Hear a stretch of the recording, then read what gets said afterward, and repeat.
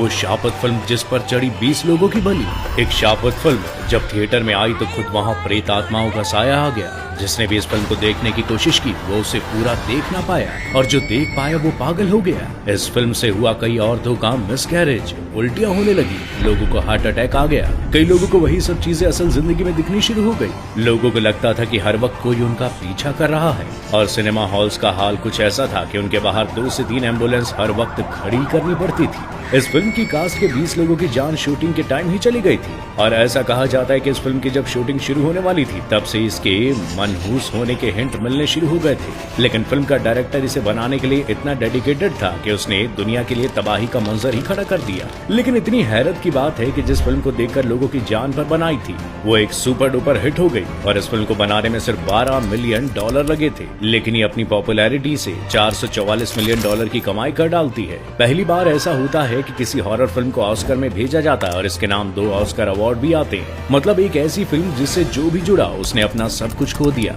वो पूरी तरह बर्बाद हो गया। इस फिल्म की जब शूटिंग चल रही थी तब सेट से जुड़े 20 लोगों की असमय मौत हो गई।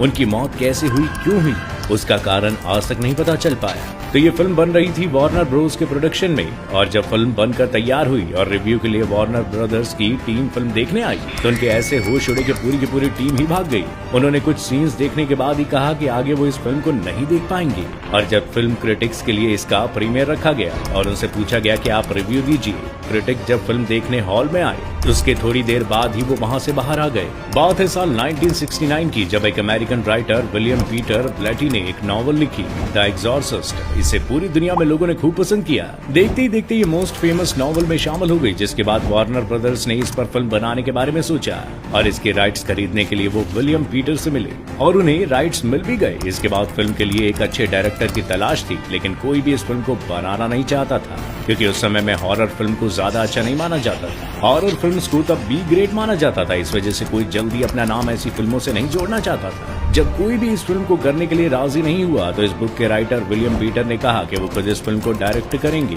और दिक्कत यहीं खत्म नहीं हुई। कोई भी नए डायरेक्टर के साथ काम नहीं करना चाहता था, इसलिए इस फिल्म के लिए एकदम नई स्टार कास्ट बनाई गई।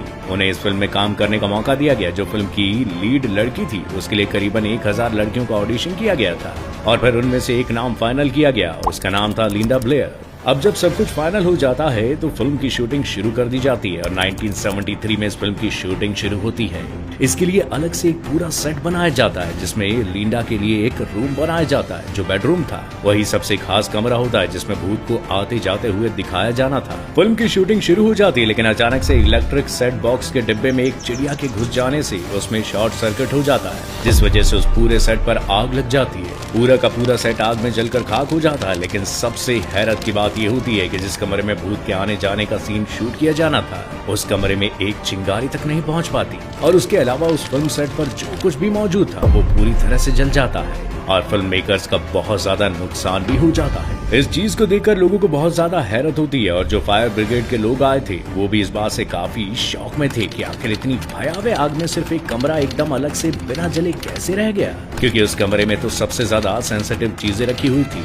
इस मामले के बाद लोगों के मन में ये डर तो बैठ गया था कि यहाँ कुछ तो गड़बड़ है। कुछ लोगों को ऐसा भी लगने लगा कि यहाँ तो सच में ही भूत है, और इसी वजह से उस कमरे में आग नहीं लगी। जिसके बाद फिल्म के डायरेक्टर ने एक फादर को सेट की सैनिटी यानी नेगेटिव एनर्जी हटाने के लिए बुलाया, लेकिन उस फादर ने वहाँ पर कुछ भी करने से इसलिए मना कर दिया था क्योंकि इससे फिल्म के क्रू के मन में अलग ही वहम बैठ जाता कि जरूर यहाँ पर कुछ है, और वो बिना कुछ किए वहाँ से चले जाते।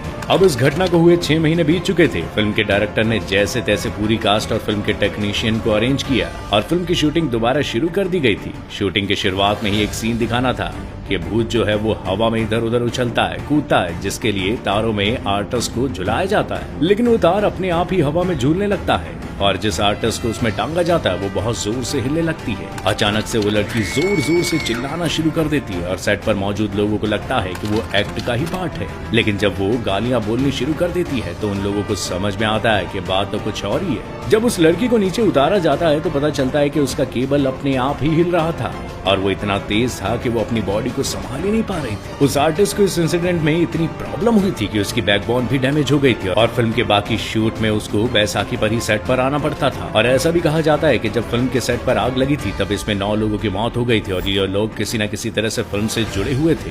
इन लोगों की मौत के अलावा भी फिल्म की शूटिंग के टाइम और भी कई लोगों की मौत का सिलसिला यूं ही चलता रहा, लेकिन आज तक कोई ये नहीं बता पाया कि आखिर उनके साथ ऐसा क्या हुआ कि वो अचानक इस दुनिया को अलविदा कह गए। सबसे पहले जैक मैकगोवन की मौत हुई थी, जिन्हें फिल्म में एक डेमन से मरते हुए दिखाया जाना था। इसके बाद इस फिल्म में फादर लैंकेस्टर का रोल प्ले करने वाले मैक्स वॉन सिडो के भाई की अचानक से मौत हो जाती है। फिल्म रिलीज होने से पहले भी एक कास्ट की मौत हो गई थी, वो भी बिना किसी बीमारी के। कई सारे क्रू मेंबर्स की फैमिली में भी डेथ होनी शुरू हो गई थी।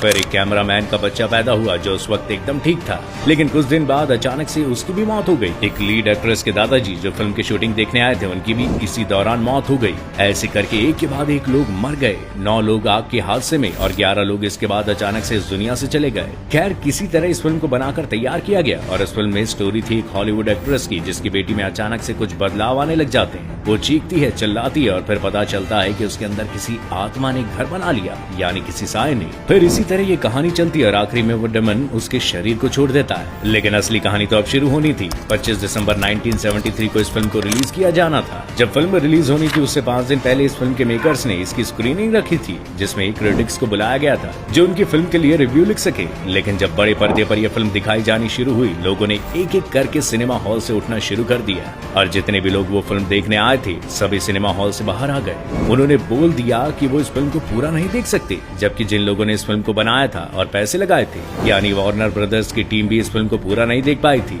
उनके लिए इतना खतरनाक कुछ भी देख पाना बहुत मुश्किल था। जो लोग जैसे तैसे वहाँ बैठे रहे, वो फिल्म खत्म होने के बाद भी वहाँ से उठ नहीं पाए, जैसे वो अपने होश में थे ही नहीं। वो सिर्फ आंखें फाड़कर स्क्रीन की तरफ देखते जा रहे थे। फिर इस फिल्म का प्रीमियर रखा गया था जिस हॉल में इसे प्लान किया गया था, उसके सामने एक चर्च हुआ करता था और जैसे ही फिल्म शुरू हुई वैसे ही चर्च पर बिजली गिरी और जो क्रॉस वहाँ पर टंगा हुआ था वो टूटकर गिर गया। इसके बाद ऐसा कहा जाने लग गया कि ये फिल्म इतनी शापत है कि इसके आसपास जो भी जाता है उसके साथ कुछ अनहोनी हो जाती है। इस फिल्म के आने के बाद से अखबारों में उसके बारे में ऐसा छपना शुरू हो गया कि एक शापत और मनहूस फिल्म है। लोग इस वजह से इसे और भी जानने लगे, उनमें इसे देखने के लिए इंटरेस्ट बढ़ने लगा था। इस वजह से फिल्म की मुफ्त में पब्लिसिटी भी होने लगी। लेकिन ऐसी खबरों की वजह से ऐसा डिसाइड किया गया कि इस फिल्म को सिर्फ 24 थिएटर में ही रिलीज किया जाएगा। अब इस फिल्म को देखने वाले ज्यादा थे लेकिन थिएटर बहुत कम थे, इस वजह से लोग थिएटर के बाहर सुबह 4 बजे से ही लाइन में लग जाया करते थे। खैर, अब पिक्चर रिलीज हो गई और लोगों ने इसे देखना शुरू किया, लेकिन इसी के साथ अब अजीब सी खबरें भी आनी शुरू हो गई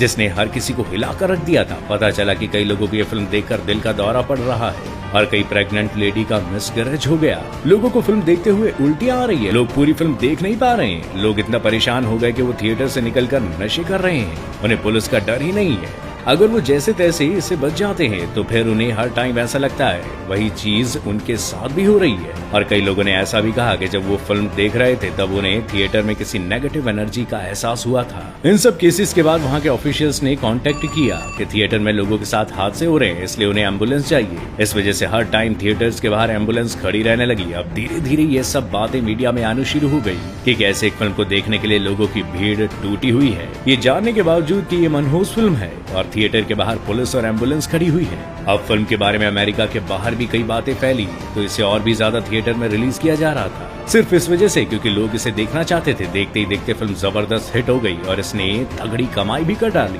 जिस फिल्म को बनाने में करीबन $12 मिलियन लगे थे, उसने करीबन $450 मिलियन की कमाई कर डाली थी। ये कमाई आगे जाकर बढ़ती ही चली गई। इसके बाद ये पहली हॉरर फिल्म हुई जिसे ऑस्कर में भी नॉमिनेट किया गया और इसने हर बड़ा अवार्ड अपने नाम भी किया। आज ये फिल्म OTT प्लेटफॉर्म पर अवेलेबल है, लेकिन इसे आप सिर्फ अपने रिस्क पर ही देखिए क्योंकि इससे ज्यादा डरावनी शायद ही कोई फिल्म बनी होगी। आपको आज की ये स्टोरी कैसी लगी हमें कमेंट करके जरूर बताइएगा। साथ ही वीडियो को लाइक और शेयर करना बिल्कुल ना भूलिएगा।